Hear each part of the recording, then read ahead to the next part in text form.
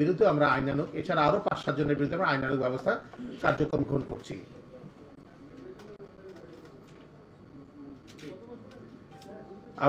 আপনারা জানেন যে এই সাদেক এগ্রোর চেয়ারম্যান ইমরান হোসেন, উনি মানি লন্ডারিং মাধ্যমে দেশের থেকে প্রায় 133 কোটি টাকার উপরে হবে অর্থ দেশের বাইরে পাচার করেছেন।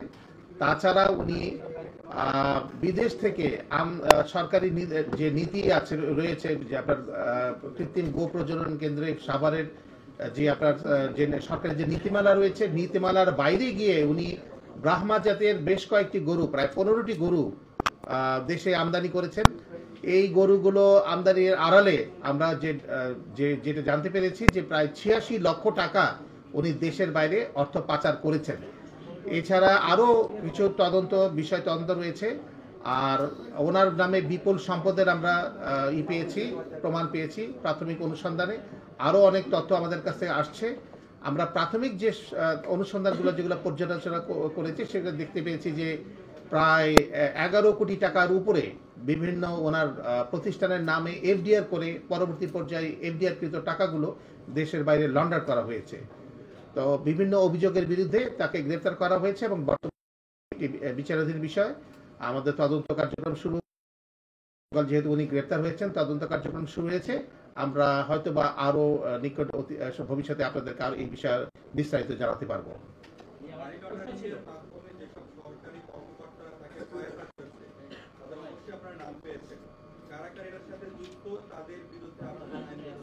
মানি লন্ডারিং আইন অনুযায়ী সরকারি কর্মকর্তাদের কোনো সংশ্লিষ্ট থাকলে সেটি দুদক তদন্ত করে। মানি লন্ডারিং আইন অনুযায়ী সরকারি যে কোনো কর্মকর্তার যদি মানি লন্ডারিং এর সাথে সম্পৃক্ততা পাওয়া যায়, সেটি তদন্ত করবে দুর্নীতি দমন কমিশন।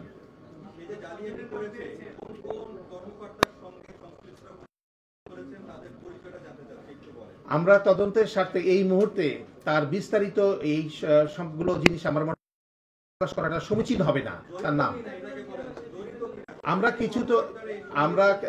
উনি যেহেতু মানি লন্ডারিং এর সাথে জড়িত ছিল, আমাদের কাছে যে তথ্যপত্র রয়েছে সেটা হচ্ছে যে টেকনাফ এবং উখিয়া অঞ্চল দিয়ে উনি মিয়ানমার থেকে এবং বার্মা, নেপাল থেকে, ভুটান থেকে বিভিন্ন জাতের গরু উনি আমদানি করেছেন। যেহেতু এটা একটা বিরাট বড় এরিয়া, অনেক বড় একটা পোরাস বর্ডার, আমাদের ধারণা যে হয়তোবা এখানে অন্য কেউ ব্যক্তি এবং গোষ্ঠী তাদের সাথে জড়িত থাকতে পারেন। তো এই বিষয়টি তদন্তাধীন রয়েছে, আমরা সামনে আপনাদেরকে জানাতে পারবো।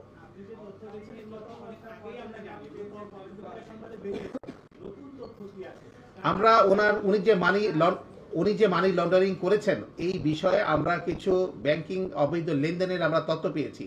আমরা তদন্তের স্বার্থে ওই বিষয়গুলো আমাদেরকে একটু গোপন রাখতে হচ্ছে। যে ব্যাংকগুলোতে, আমরা কোনো ব্যাংকের নাম উল্লেখ করছি না, যে ব্যাংকগুলোতে ওনাদের অবৈধ লেনদেন পাওয়া গেছে এবং মানি লন্ডার হয়েছে, সেটা যে টাকাগুলোর উৎস এবং লেয়ারিং যেটা আমরা বলি, সেগুলা যেটা হয়েছে তাতে আমাদের কাছে প্রতীয়মান হয়েছে প্রাথমিক অনুসন্ধানে যে উনি মানি লন্ডারিং এর সাথে জড়িত।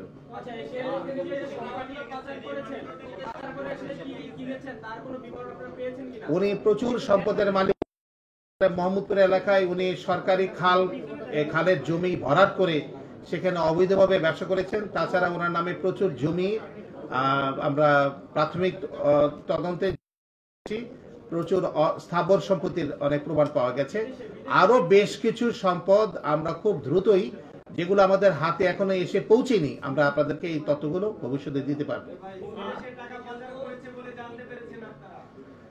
এখন প্রাথমিক অবস্থায় আমরা থাইল্যান্ড সহ বিভিন্ন দেশগুলোর কথা শুনছি, কিন্তু আমরা আগামীতে যখন তদন্ত হবে এই বিষয়ে সুস্পষ্ট ধারণা আপনাদেরকে দেব।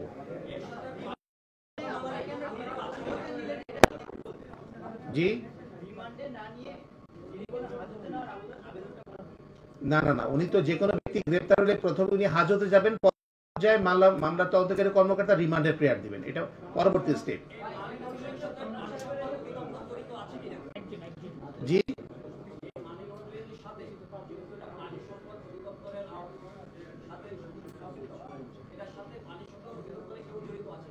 প্রাণী সম্পদ আমরা এই মুহূর্তে ওই বিষয়টাকে জানতে পারিনি, কিন্তু পরবর্তী পর্যায়ে এখানে অনেকগুলো বিষয় আছে যে উনি ব্রাহ্মা জাতের যে গরুগুলোকে অবৈধভাবে আমদানি করেছিলেন সেগুলো ঢাকা কাস্টমস হাউস কর্তৃক কিন্তু আটক করা হয়েছিল, এবং সেই আটককৃত গরুগুলোকে কৃত্রিম গো প্রজনন কেন্দ্র সাভারে রাখা হয়েছিল, এবং পরবর্তী পর্যায়ে কৃত্রিম গো প্রজনন কেন্দ্র থেকে সিদ্ধান্ত দেওয়া হলো যে এই গরুগুলাকে আপনি জবাই করে আপনি সুলভ মূল্যে, ন্যায্য মূল্যে মানুষের মাঝখানে দিয়ে দেন, বিক্রি করে দেন। কিন্তু প্রবলেম হলো যে উনি এই গরুগুলাকে জব করেন নাই, জব না করে উনি জালিয়াতির মাধ্যমে কাগজ তৈরি করেছেন যে উনি জব করেছেন। আসলে উনি জব না করে এই গরুগুলাকে তিনি উচ্চ মূল্যে 11 কোটি টাকা মূল্যে উনি বিক্রি করেছেন, এবং এই টাকাটাকে উনি দেশের বাইরে লন্ডার করেছেন।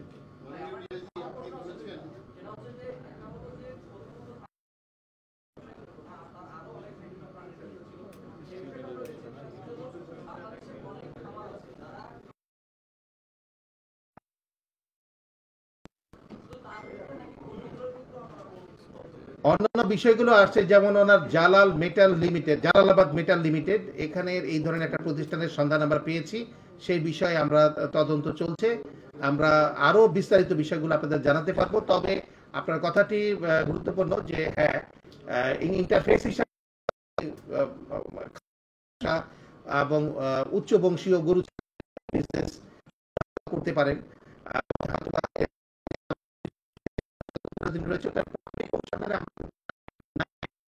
সম্পত্তির স্থাবর সম্পত্তির প্রমাণ পেয়েছি।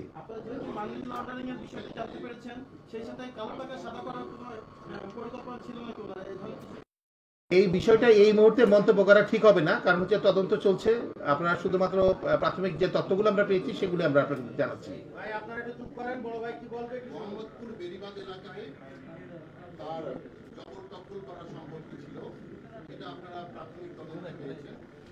আর বিভিন্ন সংবাদ মাধ্যমে প্রকাশিত খবর অনুযায়ী ঢাকা মেট্রোপলিটন পুলিশের জায়গা দখল করে, ডিপ্লোম্যাটিক সিকিউরিটি ডিভিশন জায়গা দখল করে তারা তাদের ব্যবসা প্রতিষ্ঠান করেছে।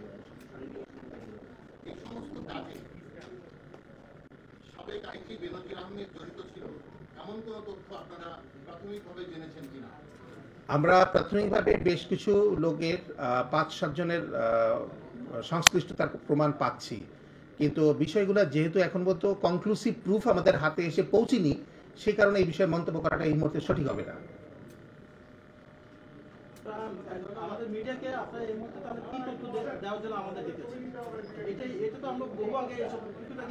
আমরা আপনারা যে তথ্যগুলো জানতেন সেগুলোকে মামলা আকারে আমরা যখন নিয়ে আসি, অর্থাৎ কারো